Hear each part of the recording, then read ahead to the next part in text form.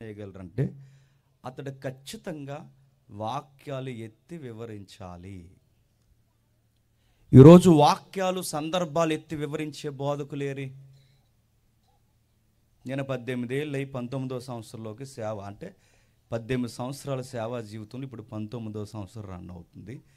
నేను చూసిన ఈ లాంగ్ టైం లైన్లో నేను చెబుతున్నాను, ఈరోజు వాక్యాలు మాట్లాడే వాళ్ళు కరువైపోయారు, వాక్యాలు వివరించే వాళ్ళు కరువైపోయారు. బాధాకరమైన విషయం, వాక్యాలు విస్తరించి మాట్లాడితే వినే ప్రజలు కూడా కరువైపోయారు. ఈరోజు ఎంటర్టైన్మెంట్ ప్రోగ్రామ్స్ కావాలి, లైట్స్ ఆపేయాలి, లైట్స్ ఆన్ చేయాలి, ఆ లైట్స్ రంగురంగు లైట్లు వేయాలి.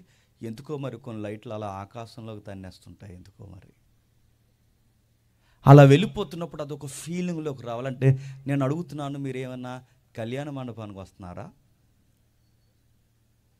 చాలా పెద్ద పెద్ద సభలు జరుగుతాయి మీ లోకోటాలో, అంటే ఈ భీమవరం ఆకివీడు మీద కొంచెం డబ్బు ఉన్న ఏరియా, పైకి మీరు అలా ఉంటారు. కానీ ఈ ఏరియాలో టాప్ మోస్ట్ స్పీకర్ని పిలుస్తారు. ఏం చెబుతారండి? ఏం చెప్పట్లేదు.